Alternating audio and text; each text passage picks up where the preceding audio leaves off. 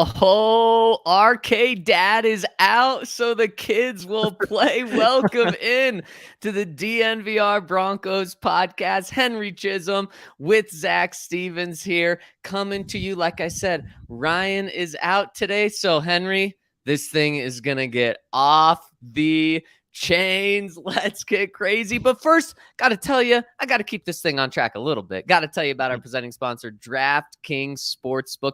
Over at DraftKings Sportsbook, bet $5 and you get $200 in free bets. If you bet on a moneyline NBA game and that bet hits, $200 in your account plus the winnings. So check them out and use that code DNVR. And one other awesome announcement that we've got this morning, literally news breaking or news coming in 21 minutes ago, that we are changing the way we do things over at DNVR. Huge news as we announced. And what I mean by that is it's a 2-in-1 here. What we're doing is we are unlocking more content than ever over at thednvr.com. Nearly all of our content at thednvr.com is going to become free for anyone, but we're also going to upgrade what being a member means. We've now changed it to where if you're a member, you are a diehard, and diehards get so much at thednvr.com. You get a free t-shirt at sign up, plus every single year that your diehard renews, you get a free t-shirt. You get 20% off merch, always 20% off all of our events we do, 15% off your tab at the bar every time you're there, exclusive merch for diehards. You get a diehard card, premium content, and so much more. So I really think of this as a 2-in-1. More content for everyone over at thednvr.com. Plus, you also get so much more if you become a diehard. So check out everything we've got going on, from all the free content on our site. I have a piece that I dropped yesterday that's now free for everyone to look at. Henry's got a piece on the young receivers the Broncos are going to need to rely on. Everyone can check that out over at thednvr.com. And on top of that, make sure to check out Becoming a Diehard, because discounts on everything, and you become a Denver sports diehard. What do you think of that, Henry? Oh, it's going to be so much fun. Like, as much as it's nice writing for the members, just opening that door up and letting people read the stuff we write is really cool. And then beyond that, for the members, obviously, like, the Broncos podcast is its own unique thing where the commenters are members and diehards who get to have the comments read. But then there's all the other stuff, the discounts to the tailgates, discounts to when they take the bus to the takeovers. Those are going to be really fun. There's that Jazz game in like a month, a little less than a month, I think I'm going to go to. Yeah, I mean, it's discounts for everybody. Well, for the diehards, and more free things to read for everybody. It is. I love what we're doing, so make sure to check it out over at thednvr.com. And a lot of people are saying, wow, early pod today, guys. Well, just like we're here for the diehards and for everyone, we're also here for you. And just for a number of reasons, we had to go early in order to get this pod in. We've got a snow day here. That's not why we're going remote, though. Broncos changed their schedule up a little last second. We've got some awesome things going on at the bar tonight, so make sure to check out the lacrosse hockey event that we've got going on. Swing by the bar tonight. And also, as we've got people saying, Alex in the comment section, hit us with a like when you're here. We'd really, really appreciate that. Helps us a lot. So thank you all.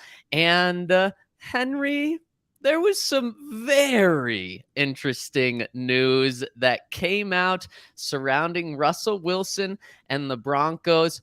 Our friend Tyler Columbus yesterday on his radio show over at Altitude, here's what he said about what he's hearing from inside the Broncos organization. Russ is losing his mind out there. He's using audibles from the Seahawks. The guys don't know the audibles. He's using code words that the guys don't know. Uh-oh. Yeah, that's right. Also, I'm going to start here. You know, he said also that he had hesitated about saying it, that he was waiting for more people to tell him that that's what was going on. And eventually more people did tell him that, and so that's why he ran with it.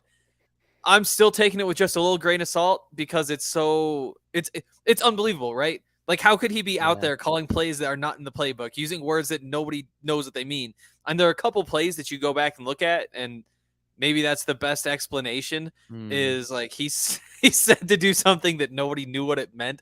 So I will say I am just a little bit hesitant to totally say that that's what's going on.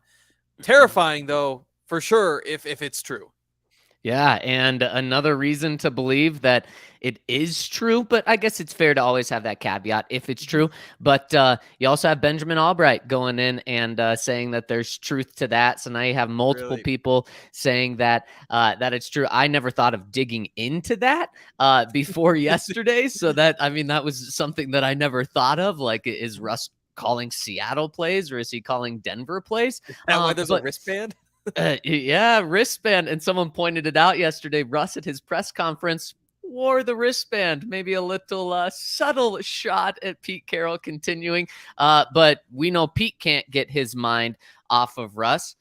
According to this, Russ can't take his mind completely out of Seattle with this. And Henry, there's so many things that I thought of. I mean, like 5 things hit my mind when I first heard that from Tyler yesterday. And let's just go through them. The first one is, if this were to have come out after week 1, I'd be like, okay, I get it. I'm going to cut Russ some slack here because not only was it his first game playing with a new team, he was playing in Seattle. And it was his first game with the new team. So I would cut him some slack.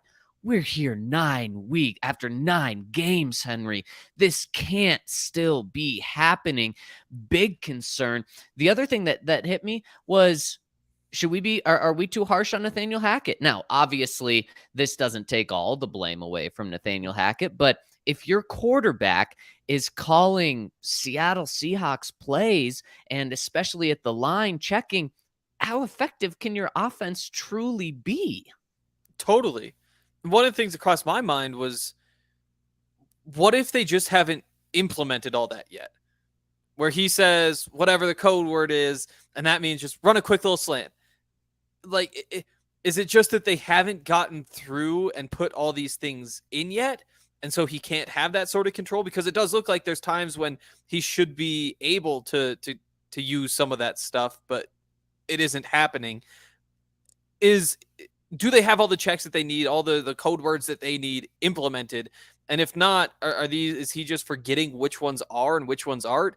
Are they like blending the terminology between what he uses and what Hackett has used?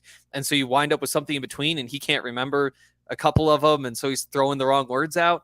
I mean, it's bad news for sure. And you almost need for something like this to be happening to put up 14 points a game. Right. Yeah. I mean, that's a great point. And as concerning as it is, you have to imagine that this isn't going to stick around for the rest of Russ's career, and he's going to change. You hope it's sooner than later. So in a weird way, it's like, oh my gosh, this is so concerning. But then in another way, you're like, maybe a little bit of hope. A little bit of hope. And as Star Wars says, maybe hope isn't good because we cling on to it and it just burns us in the end, like this season really has being following the Broncos. But this is something where, what if Russ just focuses on this and he eventually forgets about the Seattle stuff? What if that does lead to another touchdown? I mean, yesterday Russ said we need 2 more touchdowns a game. And it's like, okay, that's doubling what you've done. You kind of roll your eyes at that. But this could really help lead to more results. So I get encouraged by that, but then I do wonder, well, when is this going to change? When is this going to fix? And then another thing that pops into my mind right away is we found out throughout the season that a couple of touchdown plays have been plays that Russ has checked to. He's audible to, including the one to Jalen Virgil this past week. The only touchdown the Broncos had in the game was a check at the line of scrimmage from Russell Wilson to Jalen Virgil. So we know some of his checks are working. What if all of his checks worked? And how much could that help? And we talked about we even talked about this earlier this week. We talked about, boy, it's crazy that Russ isn't able to make all of these checks and protections at the offensive line. Maybe he's not able to because he's doing it in a different language from these guys. So again, a little sliver of hope, meaning that maybe Russ is just speaking a different language instead of just not knowing how to do it. So on one hand, it is really concerning, but on the other hand, it does provide a little bit of hope. And then when I think of Russ throwing those audibling to touchdowns, and then I think of him audibling and it doesn't work. It just plays into kind of what Nathaniel Hackett has been saying over these past few weeks is just, man, we have a good play call and then there's poor execution. We have a bad play call, but the execution's there, but the play call wasn't there. And he's players and Hackett have just talked about how like things just aren't adding up. There's good things happening pretty much every single play, but they're not adding up and they're just not combining ever. And that's what's going wrong. This is just another piece to that. Yep. And I mean, I've said it over and over again, like I'm at the point where I don't know what I would do to fix the offense. Like, obviously the coaches should have better ideas on how to fix this sort of thing than me. But usually there's at least something that you throw out there where it's like, well, I would just do this. Like I would say more shotgun. I would say under center more. I don't really have an opinion. None of it has worked. And so what you really look for is just reasons why things are going wrong. And this is one of them. This is one thing where you can say, like you said, like maybe it gets fixed. And if that gets fixed, all of a sudden there's 14 points a game to 16 points a game. You at least have some sort of little upward momentum, because to this point, it's just looked like everything has gone wrong. Like there's just nothing you could point to and say, this is a little thing that could just flip in their favor. And there's finally one.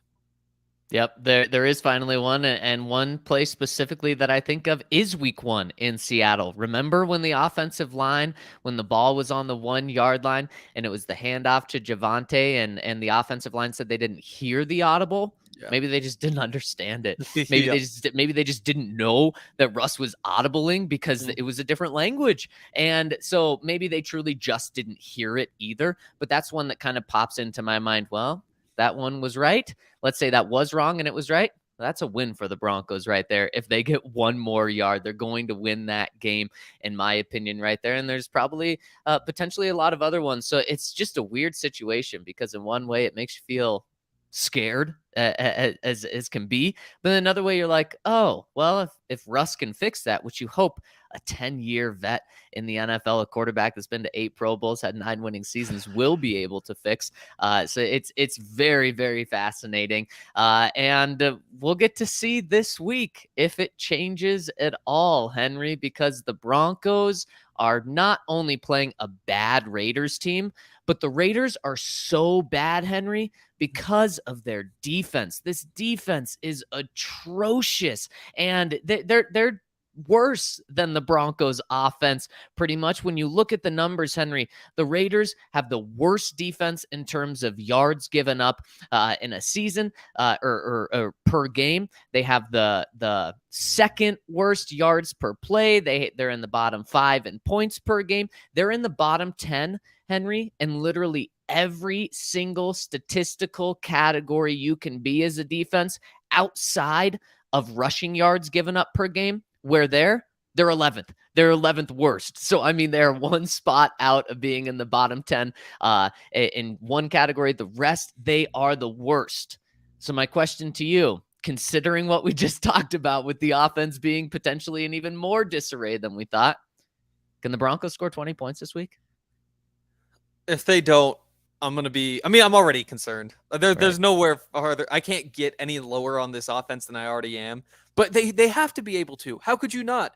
They don't have talent. Like the Raiders just don't have talent. They have Max Crosby, and that's maybe their only good player. Like Trayvon Merrick's going to be. I haven't watched him enough to see if he's like actually living up to the first round hype. That'd be the other one that you look at and say like, okay, there's maybe 2 good players. And Chandler Jones, the big free agent signing, he's washed. He has half a sack this season. It's really they have bad. Nothing. They have nothing. Like, how could you not move the ball against this team? Now, the caveat is if you're running Quinn Bailey out there against Max Crosby, doesn't matter if you throw a tight end there, he's going to beat both of them.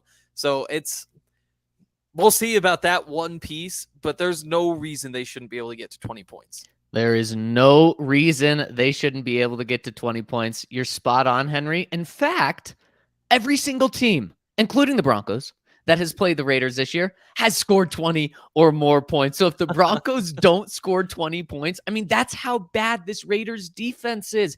They've allowed 20 points in every single game. And the only time the Broncos scored more than 20 points in a game, or I guess they've done it once, right?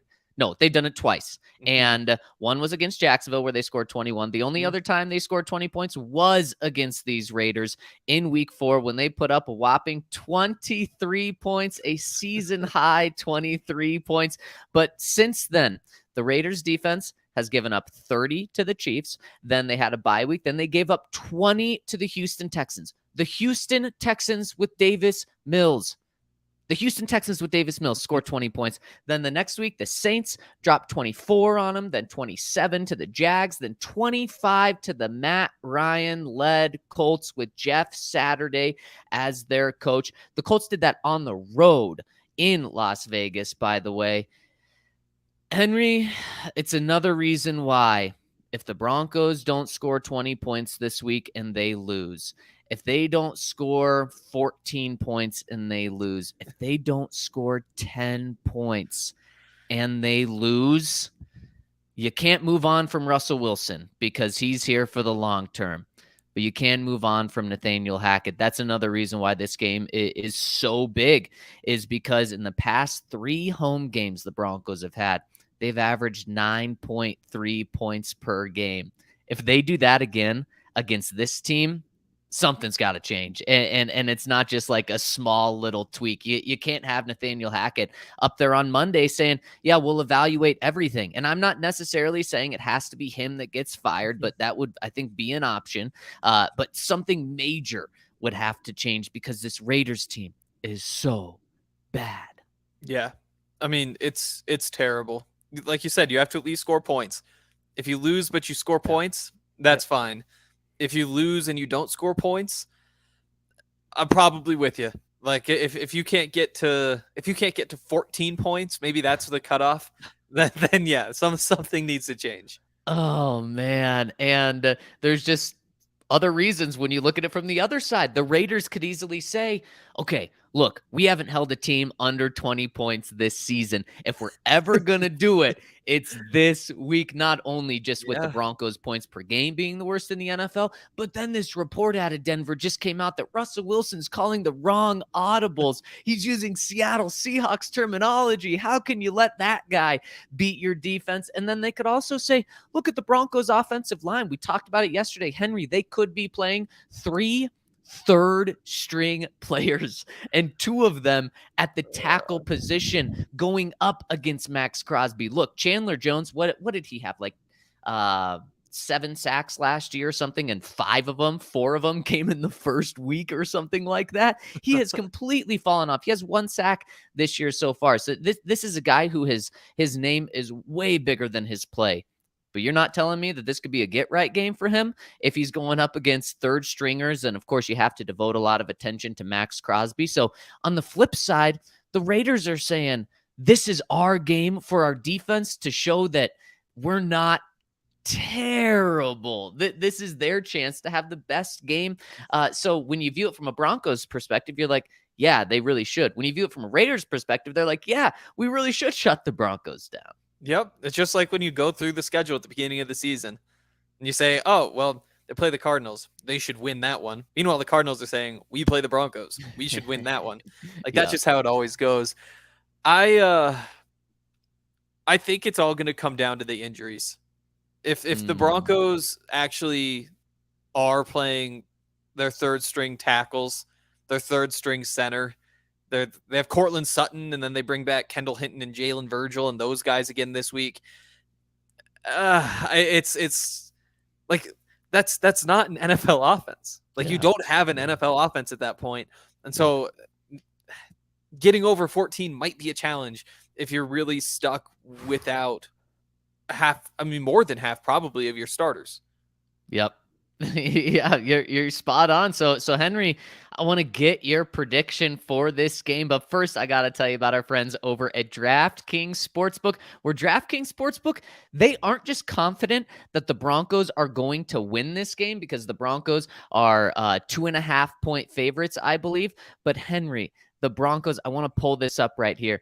The DraftKings, or no, now the Broncos are 3-point favorites, but the Broncos Wow. are confident, or I'm sorry, DraftKings is confident that the Broncos are going to score more than 20 points this game. They have the Broncos team total of points set at 21.5.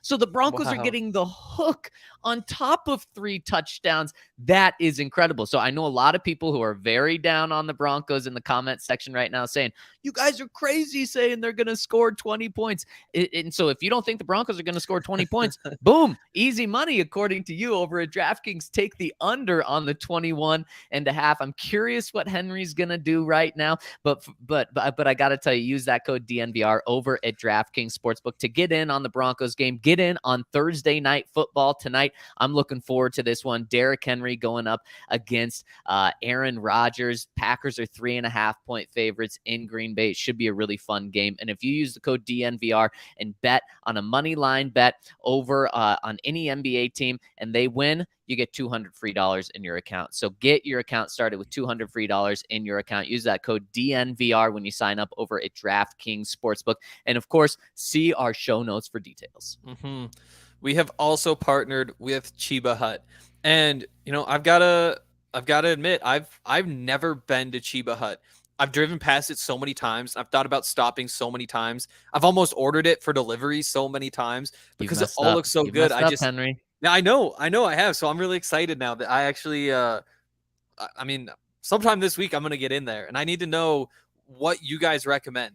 Like if anybody has like a favorite sandwich or something, like hit me up on Twitter or something. Let me know because I mean, eventually I'm probably going to try them all, but I need to know where to start. Okay, Henry. Zach, you go first. No, it's all you, Allie.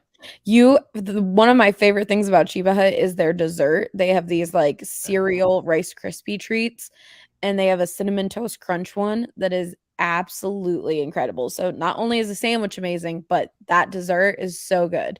Ryan's also going to chime in. Zach, I so I went to Chiba Hut last night. Oh, heck yeah. I got a delicious sandwich, the Thai stick, which is amazing. Ooh. And I got a side of what you described as hot sauce. I warned you it probably wasn't going to be hot. 0 out of 10 on the heat scale. I think, but see, man, it burns my tongue a bit. You don't just have to grade hot sauce based on how hot it is. Sometimes it's about what it tastes like. And that's the thing. That's kind of what I was saying is the taste is amazing. Yes. I'm sure Ryan would agree with that. It's not hot sauce if it's not hot. Okay, well then don't call it hot sauce. Just call it a really good sauce. Yeah, great sauce. Great sauce. Sometimes they're jalapenos though, and I don't know if Ryan would agree with me here. Sometimes their jalapenos make my mouth on fire for like the rest of the night. So be wary of them. Okay. But we have our guy Matt Dewhurst. Steve commented and said you got to get the Jamaican Widow at Chiba Hut. So maybe that's your first go-to, Henry. I'm not sure about that, but you got to check out our friends over at Chiba Hut. Check out what they've got going on over on their Instagram as well. And I just mentioned Matt Dewhurst. He just DM'd me 2 minutes ago and said, just got the email about the new DNVR membership for diehards. You guys never cease to amaze me. Proud to be a member since the BSN days. A lot of people are already getting in on the diehard deal, and we really appreciate all of the support. But make sure to check us out. If you've never really checked out our website because you haven't been able to see the content, well, now check it out because most of our content, pretty much all of our content is unlocked and free. And don't just check us out today. Just come back every single day. We want to be your spot for Denver sports news. And it's not just Broncos. You get, of course, Rockies, Nuggets, Avs, Rams, Buffs, Rapids, the Colorado or the American Raptors. You get everything over at thednvr.com. And of course, look at being a diehard. Join us, as Ryan says in the comments, working on the diehard launch this morning. Hope everyone checks it out and enjoys the new benefits. Miss you all. So check us out and look into becoming a diehard. You, of course, get the exclusive right to comment on our posts and have your comments read on this podcast. But you also get all the other benefits of discounts on everything, exclusive merch, like I said earlier. So check us out over at thednvr.com. All right, Henry, you said the Broncos should score 20 points. Do they? I feel really stupid saying this. Like, I don't know how exactly I'm doing on picks score wise. It feels like I've probably been way off. Well, here, let me pull it up right now. On the season, just straight up, not against the spread. Let me pull it up right here. You and Ryan are tied for last place in our picks. You are 10-14. Ryan is 10-14. Your boy, a nice 12-12. So Wow. we aren't really representing that well here, considering the leader is only 500. Yeah, it's not great. I'm gonna take the Broncos. I'm gonna say 21-20. I think it's gonna be a battle. I mean, I don't see a world in which they actually. Oh, they could shut down the Raiders. I doubt it. It's 21-20. It's gonna be a close game. There's gonna be like a big play for the Raiders late that kind of gets them close. This is gonna feel dumb. This is gonna feel dumb in a couple days. Wow, Henry saying the Broncos are going to win. And what's the over under? I know it was 41.5, but right now it is set at 41. So Henry, I mean, you're just going exactly. You're going with the push over at DraftKings Sportsbook. And Ryan, I got his picks because I wanted to know what he was going to pick in this game, and he disagrees with you, Henry. Ryan, the most optimistic person in the world about these Denver Broncos, doesn't have the Broncos scoring 20 points. In fact, Henry, Ryan doesn't have the Ryan doesn't even have the Broncos scoring half the points that you have them scoring. I mentioned the Broncos in their past 3 home games are scoring 9.3 points per game. Ryan has them topping that by 0.7 points per game. Ryan has the Broncos scoring 10 points and losing to the Raiders at home 13-10. Yikes. And that brings me to something that Justin Simmons said yesterday. And I thought Justin was very honest about this. Justin was asked, what can you even be better on defense? And he said, well, I don't want to say we can be a lot better because that wouldn't be true, but there's some things we can be better on. And he said, look, we're not losing games 3-0. We're still giving up touchdowns. We're still giving up scores. And he's right. But I mean, he's even being humble saying that. But if the Broncos lose and give up 13 points at home and lose, Henry, it's the conversation we had earlier. Something major has to change if that's the case, because then, yeah, the Broncos defense still will be giving up 13 points. But I mean, Justin Simmons wouldn't be too exaggerating saying that, we're not losing 3-0. If you're losing 13-10 and it's not a one-off, this is something that has consistently happened. Oh boy. I mean, just a world of hurt is going to be here. Mm-hmm. But Henry, I'm feeling the way you are. And I mean, you took the words out of my mouth talking about this game. This goes against my better judgment. On Monday morning, I could be looking like an absolute fool, especially with this report coming out about Russ. I mean, everything is saying take the under on the Broncos points, run with the Raiders getting plus money against the Broncos here. It just seems like, why would you have confidence in this Broncos offense now?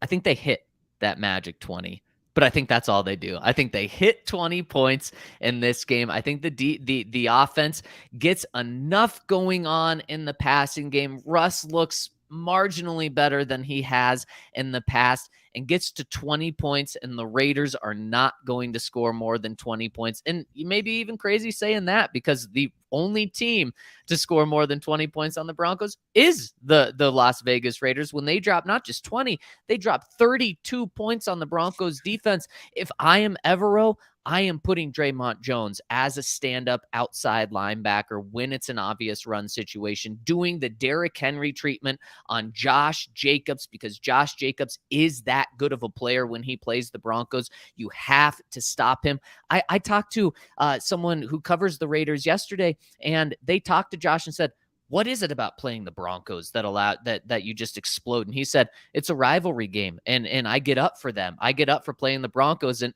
clearly that's true. So he's going to be up for this game playing the Broncos. So I'm not messing around. Give him the Derrick Henry treatment because you're giving Devontae Adams the Pat Surtain treatment, and he's not going to beat you. So I don't think the Raiders score 20 points. I'm going to say 20-16. And I think like 2 weeks ago, there were 4 games in the NFL that ended 20-16. I'm going to say that streak continues this week. And maybe it's just hope, not wanting to live in what's worse than a world of suck if they lose this game. I don't really want a new head coach next week because that would just be so much disarray. So I'm going to go the Broncos win this game 20-16. And who would have thought 2 of us on this podcast would be picking a Broncos win, and the one person that didn't was Ryan. It's kind of crazy. It is. All right, Henry. There's one other game in the AFC West this week, and is it a juicy one? It's the Chiefs at the Chargers. It's juicy. It's juicy for sure. I honestly still haven't decided which way I'm going to go. Like, obviously, the Chiefs you're never going to feel bad about picking the Chiefs in a game. Even if they lose, you don't feel dumb. Mike Williams, Keenan Allen, they're both limited. Gerald Everett's limited. If they had all of those guys, I'd be tempted to take the Chargers. They're at home, which isn't the greatest home field advantage, but they have the pieces to make a run against the Chiefs, and I don't think the Chiefs are going undefeated the rest of the way. This might be the toughest game left on their schedule. This one feels like a toss-up to me, but since they potentially won't have some of those receivers, like they're going to need to put up a bunch of points, I'm just gonna take the Chiefs because I'm not gonna feel dumb about picking the Chiefs even if I'm wrong.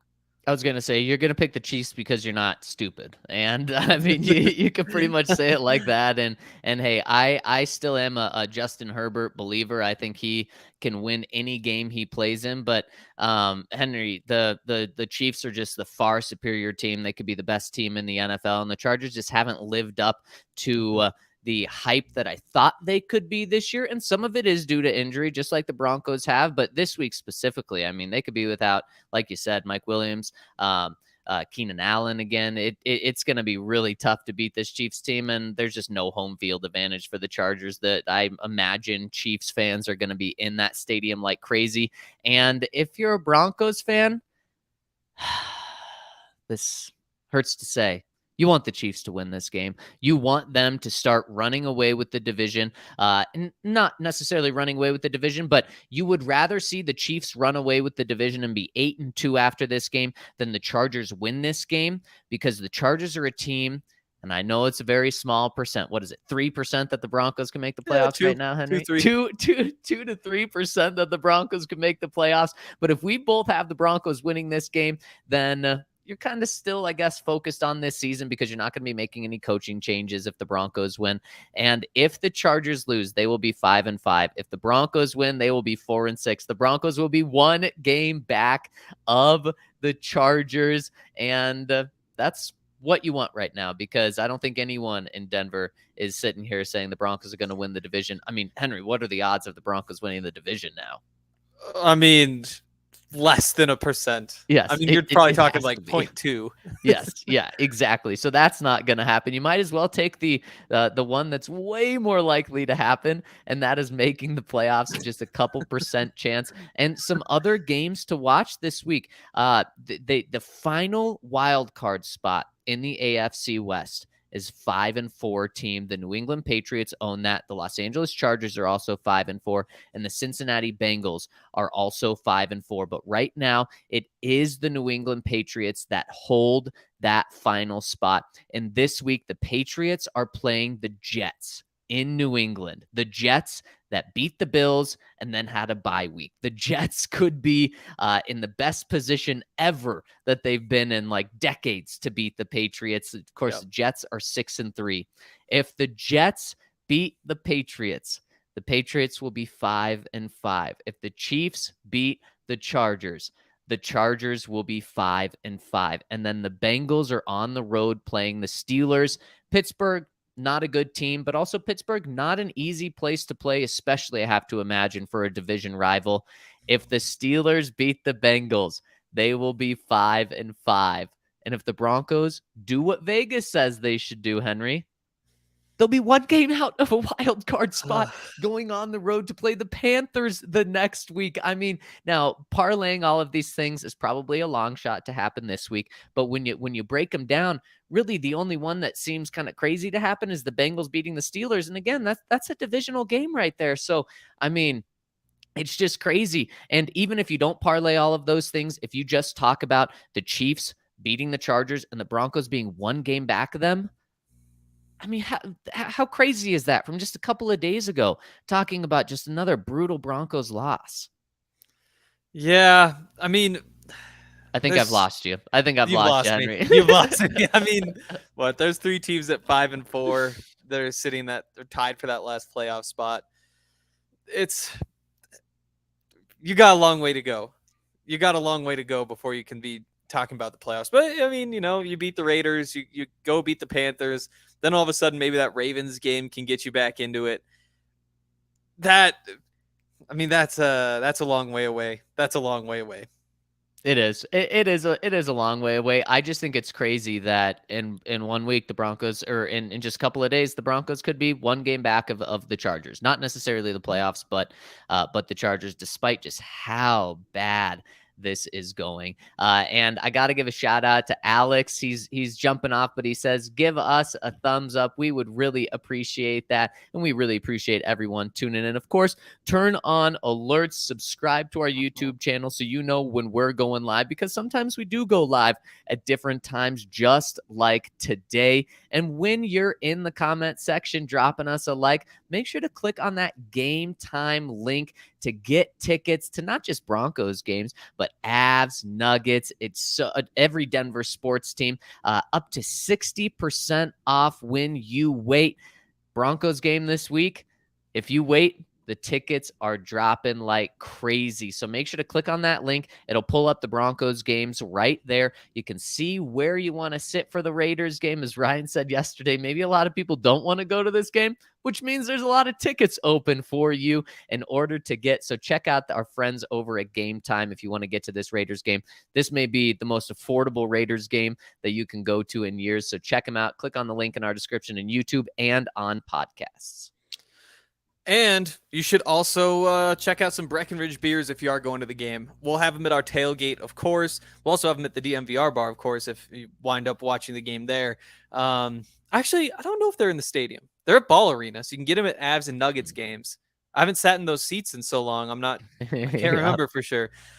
Just about anywhere you go there, you can get your hands on Breckenridge beers. It really is good stuff. If you go to breckbrew.com, you can use their beer locator, and it'll tell you exactly where to go to pick up whatever beer you want. So if you say you want the Strawberry Sky, put in the zip code. They'll show you which grocery stores or liquor stores or whatever have Strawberry Sky. They're in, I think, more than 30 states now, so it's probably near you wherever you are. Make sure you're drinking it. It's the best stuff out there. Yes, it absolutely is. And of course, check out thednvr.com. Check out our diehard and become a diehard, because we'd really enjoy hearing from you over at thednvr.com, specifically in this comment section. And Henry, let's jump in to the comment section and talk to the people. First question coming in from Denver Rivals says, hey guys, thanks for the plug for the event. Unfortunately, due to weather and other circumstances, we are moving the Alzheimer's Association Cornhole Tournament later in 2023. Gives more time to make this event better and to have more DNVR fam there. My comment today is, I wonder how Ejiro Evero would be as a head coach. Or if Hackett is fired, would Mark Schlereth become interim head coach? Follow the Jeff Saturday model after winning against the Raiders, LOL. I think we are one competent coach away from making things happen for this team. Our last 3 coaches have been one-liner kings. Vance saying, another week of great practice. Vic saying, just win, baby, last year, which is a classic Al Davis Raiders line to their biggest rival. And now, Mr. We've got to play/do better Hackett. My only disappointment from Peyton thus far is his lack of moves to improve the offensive line or trade for a player to fill in for the Bulls injury. Let's hope we win or yield results for prolonged success this Sunday. Love the plug of Game Time right after discussing not going to the game to protest the state of the team. Keep killing it, y'all. Go Broncos and support Denver Rivals. So Awesome. Henry, this morning, and I'm happy that Denver Rivals brought this up about Evero. This morning, Tom Pelissero dropped his annual piece talking about the top head coach candidates that will be this offseason. And you know who was in the top 5 of his list? Well, he didn't rank them, but he put them in order, I should say. And you know who was in the top 5? Ejiro Evero. Yes, exactly. He was in that top 5, and no surprise, but this is another thing to kind of open your eyes about. Okay, if the Broncos are going to be looking for a head coach, you probably want to start in the building first with him because he's already getting national attention. Yeah, I mean, you look into it. I'm not sure he's who I'd go after. Obviously what he does with the defense is great. Like you want to keep that around. It's also true that, Vic Fangio before, he also ran a great defense and wasn't number one. We'll see if the Broncos stay number one on defense. They might wind up being 3 in yards and 5 in points or whatever it was last year. And all of a sudden you're sitting about the same thing. Which again, Vic Fangio, he probably ran the defense really well too. So just because you didn't necessarily improve it, which he has to this point, obviously, it doesn't mean that it's a bad job. It just, the defense does have a lot of talent.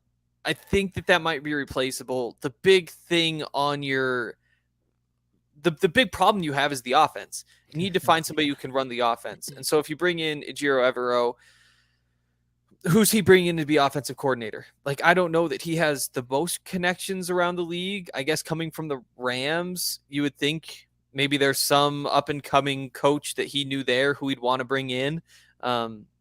Maybe that's enticing. Maybe George Payton takes the lead finding the offensive coordinator. He's probably more well-connected. But to me, I would just go a different direction. I think he'd make sense maybe for some teams. I said it yesterday, I don't think he winds up getting a job this cycle just because defensive guys wind up waiting longer anyway.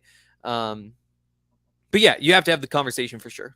Yeah, you definitely have to have the conversation, but I'm also not going to say anything you said is wrong. I mean, the offense is what's broken, and you do have to fix the offense first, and Evero becoming the head coach just initially doesn't change anything with the offense. Mm-hmm. And the game management issues that the Broncos had terribly to start the season, those have gone away. So it's not like Evero is going to come in and, make that so much better. Maybe there's some processes that are better and things like that, but you're right. You can't point to hiring Evero and then saying, look at the boost this offense is going to get. So let me just read what Pelissero said about Evero. He said, Evero's defense has been a bright spot in a frustrating season for Denver, allowing 19 points or fewer in 8 of 9 games. Born in England, Evero grew up in California, played safety at UC Davis, and signed with the Raiders as an undrafted free agent. They released him a few months later before embarking on a coaching career. He has coached all 3 phases, offense, defense, and special teams at various spots, and been well regarded at each stop over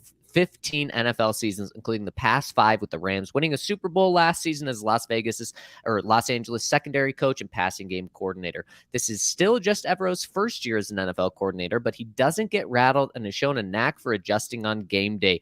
Learning from the likes of Vic Fangio in San Francisco, Mike McCarthy and Dom Capers in Green Bay, and Sean McVay with the Rams has given Evero a unique blend of perspective. So I think an interesting thing is he did point to this being a first-time coordinator, which, I mean, we know, but only 1 year of experience there. And he didn't say, like, this is going to be the hottest candidate out there. So in Denver, he's obviously the guy that we talk about, but maybe you're right, Henry, and he does need 1 or 2 more years until he's hired. Another thing that's on his side, though, is the NFL has held conferences this year to boost people to get head coaching jobs from minority positions, and the Broncos have sent him to those. So he is already getting looks around the league in terms of that.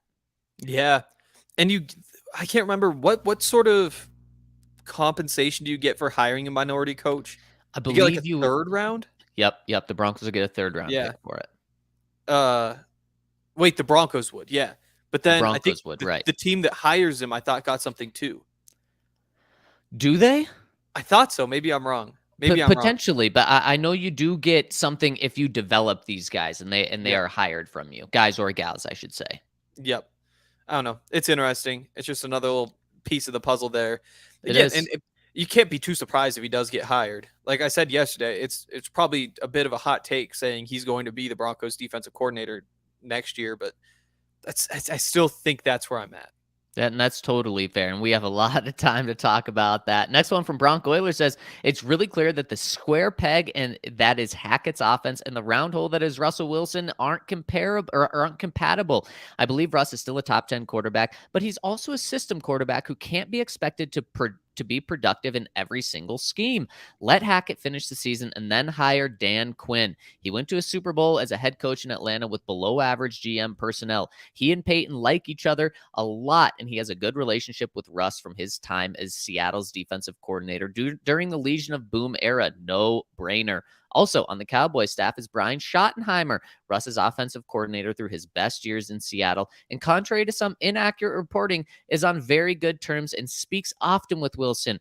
Bring him in and make him the OC. No brainer. Although Evero will get some interest as head coach, I believe next season will be a bit too soon, and he'll return as our defensive coordinator and maybe assistant head coach, especially considering he'd likely retain play calling since Quinn lets his coordinators run their respective sides of the ball, even on defense. No brainer. Quinn, Schottenheimer, Evero, it's obvious. Don't overthink it.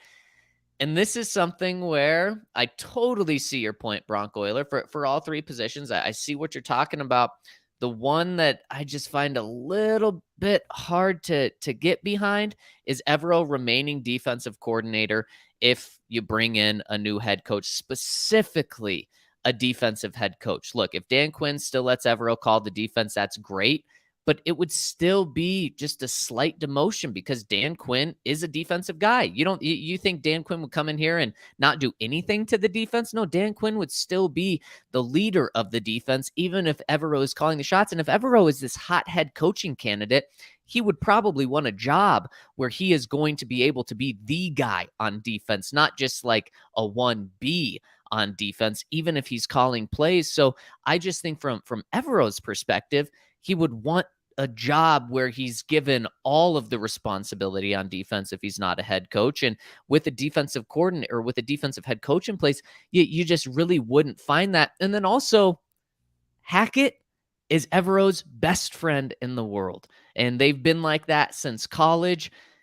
Firing your best friend, you may say, I'm going to go somewhere else right now if that happens. Now, that's obviously probably a smaller piece to the puzzle, but just keep that in mind too. Yeah, I'm curious how many head coaches call plays. I don't know how rare it would be for Dan Quinn to just say, I'm a head coach, I don't need to call plays. I was able to find, like in 2015, there were 10 coaches who called plays. 8 were offense, 2 were defense. But feels like it's more than that. Yeah, and I think it's probably pretty close to 50-50. Yeah. I mean, Brian Daboll does not call plays, and that True. really surprised me when I found that out. Yeah. So I'd be curious. That'd take some time to dig into. I can't figure it out quickly. But I don't know, especially for Dan Quinn, who's been a head coach before. I think he might fit well as a guy who is more of just the CEO, run everything. And I think that's kind of his appeal, is that he's that kind of guy, because you just need some sort of stability. And I mean, that's the appeal to the whole plan that was put together in the comment, because you bring in Schottenheimer. I mean, you're not doing that saying, oh, I think we're going to find a way to be a top 10 offense. Look at this really cool thing that he does, and see if we can kind of revolutionize, catch up to the Chiefs and Bills and all the things they're doing. That's throw it back to what was going all right in Seattle and just say, we're going to see if we can rebuild that. It's almost like a insurance plan. It's like, this doesn't feel like it's going to go great, but if we're going to get anything out of Russ, we can get it out of him doing this, and maybe we just need to accept it. So I don't mind that plan, especially given where the Broncos are right now. It might lose me if you lose Evero, though. I think that because you need that great defense, right? And maybe Dan Quinn can call that defense in a way that keeps it where it's been the last couple of years. But it also feels like you might wind up with like the 18th or 20th best offense and the 13th best defense, and you're sitting here at 3-6 again, just looking like a different team, though. But then Dan Quinn, being a head coach, he's been around the NFL for a long time. He probably has his guys that he wants, and True. I hate the idea of forcing a coordinator or coaches on a head coach. Now, obviously, I think it would be totally understandable if Dan Quinn's like, yeah, I want Evero. He's really, really good. But Dan Quinn may also, the past few years, been thinking, this is the guy I want for my defensive coordinator position. And I know Evero's good, but I got my guy. I want him. So it is very interesting to see what happens there. And maybe it's something we're talking about sooner rather than later. C Duts 1285 says, my boys, I'm sure the Steelers are in no way looking to part ways with him, rightfully so. But if we're talking about first round picks for a coach, Mike Tomlin would be at the top of my list. Really wanted Hackett to succeed, but it just doesn't look like a hole that he can dig himself out of at this point. Hope that I'm terribly wrong and we kick the schnitz out of the Raiders for a kickstart. What are your guys' personal favorite Broncos this year? What about all time? I'm sure I'll have more to say between now and then, but if not, see you at the bar for the tailgate for week 18. Can't wait. Go Broncos and go DNVR. Okay, Henry, what do you think about first round pick for Mike Tomlin? I would take Sean Payton instead if that was an option. Okay. I mean, you just need the offensive help. It makes too much sense. Mike Tomlin's a really good coach. Really, really good coach. I think if you bring him in, it would be worth a first round pick. It's also true, though, and this is true of so many really good coaches, like they just had a quarterback. And so if you have a quarterback, it's really easy to look like a good coach. And that applies to Sean Payton. And that applies to Bill Belichick. That applies to Mike Tomlin, who had Ben Roethlisberger for forever. And the defense was great too, and he definitely did his part. But you do wonder if some of those guys got bumped up a tier just because of the quarterback that they played with. It's Andy Reid too. Like Andy Reid, great coach. Is he actually one of the 3 best coaches in the NFL? Maybe. Probably, maybe. But also, like, without Patrick Mahomes, what would he look like? So I don't know. I'd be a little bit hesitant expecting Mike Tomlin to come in and be a great coach. What's Pittsburgh right now? Are they also 3-6 at this point? Yep. And Henry, with the first year without Ben Roethlisberger, Mike Tomlin is looking at his first losing season, to your point. Exactly. And so if you can trade a first for Mike Tomlin, you do it. That's a good coach. You bring him in. There's the stability. I think, we've talked a lot about accountability. Maybe not as much on the podcast. A little on the podcast. That's been a big topic in the press conferences, though. And that's Mike Tomlin. Like, he's holding guys accountable. There's no screwing up routes. There's no releasing outside when you should release inside. There's none of those little things, the holds, the false starts, all these little pieces that are kind of falling apart. I think with Mike Tomlin in the building, those are not an issue anymore. But it's not going to be because he has his hands on the offense. So it also depends who he brings in and all that. I would do it, but I don't necessarily think that would just solve all the Broncos' problems. Yeah, I mean, the Broncos need 2 things when it comes to a head coach and really just organization from a head coach position. They need offense and they need stability. And Mike Tomlin would for sure bring the stability part because the stability hasn't been there. I mean, when Gary Kubiak was here, the organization was stable, but he was only here for 2 years. John Fox, was stable, but I mean, you're going back almost a decade now, which is crazy to say. I guess over half a decade is fair to say, and Mike Tomlin would certainly bring that. But you're right, then he'd have to bring the right guy over from the offensive side. Next one from Nash Bronco says, hi, boys. I feel like at this point, Hackett should basically allow Russ to run whatever offense he wants. What would Russ want to see more of? He was great at throwing outside in Seattle, and Cortland and Jerry should be able to make plays out there. Dulcich, too. He's been great on vertical routes. Broncos will win this week because they cannot lose to Josh McDaniels again. Ooh, they could. It's possible. The crazy thing is, Russ came here because he was frustrated with the offense they wanted him to run in Seattle. Right. He did not like what they were asking him to do, and so he came to Denver to run something else. And so, like, you can throw it back to what he did in Seattle that worked, and I'm sure at this point he'd be willing to accept it. Like, I don't know how you turn that down, considering what the numbers were there versus here. But what does he want to do? That's just like a whole nother piece of the puzzle that we actually maybe haven't even seen work because Seattle didn't really let him do it either. At this point, like, if who knows whether they've been running what Hackett wants to run or what Russ wants to run. There's things that would point both directions. The shotgun obviously points toward Russ's way. Whatever they've been doing, just do the opposite. Like that's where I'm at. If this has been Hackett clinging to his thing, sure, just run the Russ offense. And it's not that easy. It's not like, oh, download the playbook on Madden, here we go. Like, you do have to teach guys what they're doing and why, and like either use his terminology and have people learn that in the middle of the season, or somebody translates it and sets it up. Like the routes aren't even necessarily always the same. Like, it's not as simple as just saying like, oh, do this. You can do that for a few plays, but for a whole offense, that's tricky. You do need to change what you're doing, though. Yeah, you do. But at this point, Henry, kind of like you said, it's too late to completely change everything for this season. Now, in the off season, you certainly can, but also you want to at least finally just have some stability on what you're doing on offense. But you also just can't do what's not working just because it's stability. So it's a tough spot to be in, and the Broncos are there again. Peyton Manning YT closing us out says, early pod, hey guys, in my opinion, you have to stop Josh Jacobs and let Derek Carr stop himself. I'm thinking a defensive touchdown on a pick six or fumble on Sunday. Give me 33-13 Broncos. I have more optimism in Evero's second chance game plan against the Raiders. The only thing Vegas will be raiding is the fridge or be raiding is the fridge some Breck brews to drink their pain away. Now for the question, what is the chance that only one player has an elite game this week? Or who is the one player that has an elite game on offense and defense? Would it be Dulcich with 100 yards and 2 touchdowns, or Cortland Sutton with 150 yards? Maybe Russ balls out? I don't personally think he is washed, but the Seattle Audibles are not okay. Put in the work with the team and coaches. Make sure everyone is on the same page, and this team can have a below-average offense at worst. Omaha. Okay, what's more likely, Henry? Dulcich with 100 yards and 2 touchdowns, or Cortland Sutton with 150 yards? I think it's got to be Sutton. I think it's got to be Sutton. If I had to pick one out of anybody, though, I'd just take Jerry. Like, his status is still up in the air, so that makes it even more of a bold prediction, but they can't cover him. Nobody there should be able to cover him. It's true. Dulcich, it's like they do have kind of fast linebackers.